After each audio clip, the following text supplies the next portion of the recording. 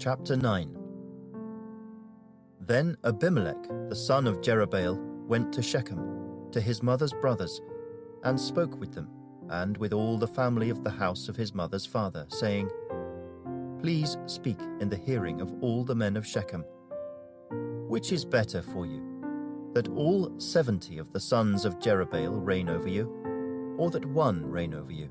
Remember that I am your own flesh and bone. And his mother's brothers spoke all these words concerning him in the hearing of all the men of Shechem. And their heart was inclined to follow Abimelech, for they said, He is our brother. So they gave him 70 shekels of silver from the temple of Baal-berith, with which Abimelech hired worthless and reckless men, and they followed him. Then he went to his father's house at Ophrah, and killed his brothers, the 70 sons of Jerubbaal, on one stone. But Jotham, the youngest son of Jerubbaal, was left, because he hid himself. And all the men of Shechem gathered together, all of Beth Millo, and they went and made Abimelech king beside the terebinth tree at the pillar that was in Shechem. Now when they told Jotham, he went and stood on top of Mount Gerizim, and lifted his voice and cried out. And he said to them, Listen to me, you men of Shechem, that God may listen to you. The trees once went forth to anoint a king over them. And they said to the olive tree, Reign over us. But the olive tree said to them, Should I cease giving my oil, with which they honor God and men, and go to sway over trees? Then the trees said to the fig tree, You come and reign over us. But the fig tree said to them, Should I cease my sweetness and my good fruit, and go to sway over trees?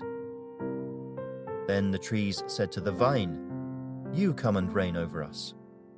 But the vine said to them, Should I cease my new wine, which cheers both God and men, and go to sway over trees? Then all the trees said to the bramble, You come and reign over us. And the bramble said to the trees, If in truth you anoint me as king over you, then come and take shelter in my shade. But if not, let fire come out of the bramble and devour the cedars of Lebanon. Now therefore, if you have acted in truth and sincerity in making Abimelech king, and if you have dealt well with Jerubbaal and his house, and have done to him as he deserves, for my father fought for you, risked his life, and delivered you out of the hand of Midian, but you have risen up against my father's house this day, and killed his 70 sons on one stone, and made Abimelech, the son of his female servant, king over the men of Shechem, because he is your brother. If then you have acted in truth and sincerity with Jerubbaal and with his house this day, then rejoice in Abimelech, and let him also rejoice in you. But if not, let fire come from Abimelech, and devour the men of Shechem and Beth Millo. And let fire come from the men of Shechem and from Beth Millo, and devour Abimelech. And Jotham ran away and fled, and he went to Beer, and dwelt there, for fear of Abimelech his brother. After Abimelech had reigned over Israel 3 years, God sent a spirit of ill will between Abimelech and the men of Shechem. And the men of Shechem dealt treacherously with Abimelech, that the crime done to the 70 sons of Jerubbaal might be settled, and their blood be laid on Abimelech their brother, who killed them, and on the men of Shechem, who aided him in the killing of his brothers.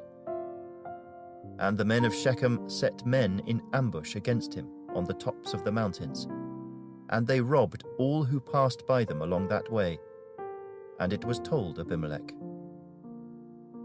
Now Gaal the son of Ebed came with his brothers and went over to Shechem, and the men of Shechem put their confidence in him. So they went out into the fields and gathered grapes from their vineyards and trod them, and made merry. And they went into the house of their god, and ate and drank, and cursed Abimelech. Then Gaal the son of Ebed said, "Who is Abimelech, and who is Shechem, that we should serve him? Is he not the son of Jerubbaal, and is not Zebul his officer? Serve the men of Hamor, the father of Shechem. But why should we serve him? If only this people were under my authority, then I would remove Abimelech." So he said to Abimelech, "Increase your army, and come out." When Zebul, the ruler of the city, heard the words of Gaal the son of Ebed, his anger was aroused. And he sent messengers to Abimelech secretly, saying, "Take note, Gaal the son of Ebed and his brothers have come to Shechem, and here they are, fortifying the city against you. Now therefore, get up by night, you and the people who are with you, and lie in wait in the field. And it shall be, as soon as the sun is up in the morning, that you shall rise early and rush upon the city. And when he and the people who are with him come out against you, you may then do to them as you find opportunity." So Abimelech and all the people who were with him rose by night and lay in wait against Shechem in 4 companies. When Gaal the son of Ebed went out and stood in the entrance to the city gate, Abimelech and the people who were with him rose from lying in wait. And when Gaal saw the people, he said to Zebul, "Look, people are coming down from the tops of the mountains." But Zebul said to him, "You see the shadows of the mountains as if they were men." So Gaal spoke again and said, "See, people are coming down from the center of the land, and another company is coming from the diviner's terebinth tree." Then Zebul said to him, "Where indeed is your mouth now, with which you said, 'Who is Abimelech, that we should serve him?' Are not these the people whom you despised? Go out, if you will, and fight with them now." So Gaal went out, leading the men of Shechem, and fought with Abimelech. And Abimelech chased him, and he fled from him, and many fell wounded to the very entrance of the gate. Then Abimelech dwelt at Arumah, and Zebul drove out Gaal and his brothers, so that they would not dwell in Shechem. And it came about on the next day that the people went out into the field, and they told Abimelech.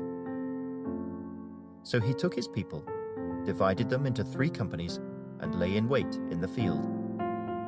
And he looked, and there were the people coming out of the city. And he rose against them and attacked them. Then Abimelech and the company that was with him rushed forward and stood at the entrance of the gate of the city. And the other 2 companies rushed upon all who were in the fields and killed them. So Abimelech fought against the city all that day. He took the city and killed the people who were in it, and he demolished the city and sowed it with salt. Now when all the men of the tower of Shechem had heard that, they entered the stronghold of the temple of the god Berith. And it was told Abimelech that all the men of the tower of Shechem were gathered together. Then Abimelech went up to Mount Zalmon, he and all the people who were with him. And Abimelech took an axe in his hand and cut down a bough from the trees, and took it and laid it on his shoulder. Then he said to the people who were with him, "What you have seen me do, make haste and do as I have done." So each of the people likewise cut down his own bough and followed Abimelech, put them against the stronghold, and set the stronghold on fire above them, so that all the people of the tower of Shechem died, about 1,000 men and women. Then Abimelech went to Thebez, and he encamped against Thebez and took it. But there was a strong tower in the city, and all the men and women, all the people of the city, fled there and shut themselves in. Then they went up to the top of the tower.